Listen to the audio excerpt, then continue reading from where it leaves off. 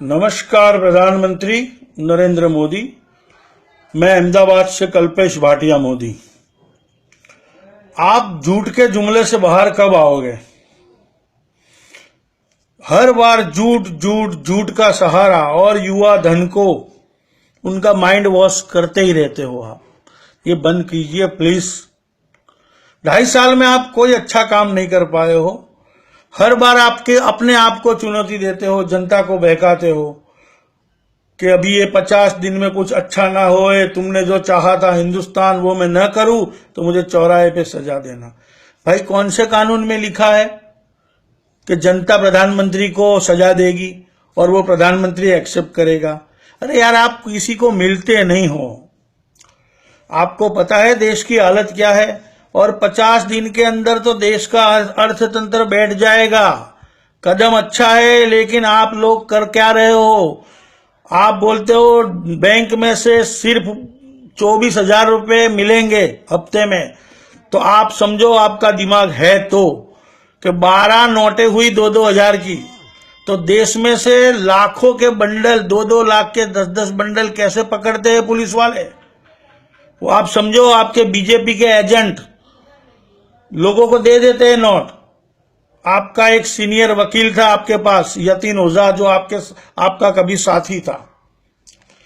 वो गुजरात में खुला आरोप लगा रहा है अमित शाह के आदमियों के ऊपर कि 1 करोड़ के 63 लाख यहां दे रहे हैं इनके आदमी। ये गलत लगाते हैं सब। आपके दुश्मन है क्या? ये गलत बात नहीं करो मोदी जी।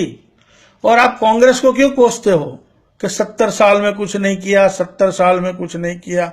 और आपका वकील सुप्रीम कोर्ट में सौगंधनामा देता है कि 70 साल का काला धन हम निकाल रहे हैं। अरे कुछ तो दिमाग लगाते आप और आपका वकील। 1978 में मोरारजी देसाई ने काला धन बाहर निकालने के लिए बड़ी नोटें बंद कर दी थी। उसी टाइम काला धन पूरा बाहर निकल गया था। अब उसके बाद 80 तक वो सत्ता में रहे। उसके बाद 36 साल का जो शासन था, 36 साल के शासन में 6.5 साल आपके गुरु वाजपेयी, 2.5 साल से आप बैठे हो, 9 साल हो गए। और 7 साल मिश्र सरकार आई, देवगौड़ा जी और वगैरह वगैरह, गुजराल जी और वगैरह वगैरह, समझो 16 साल हो गए। 10 साल मनमोहन सिंह का सबसे अच्छा शासन, दुनिया के सबसे अच्छे आदमी जिन पे एक दाग नहीं है, जो आप लोगों ने इनको बदनाम कर दिया। और आपकी अभद्र बोली ने तो उनको देहाती औरत तक कर कह दिया। उसी टाइम आप सीएम थे, सीएम को ये भाषा शोभा नहीं देती थी।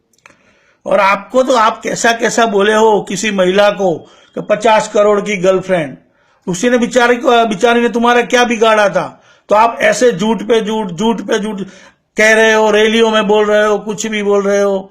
ये काम बंद कर दो, ये अच्छी बात नहीं है।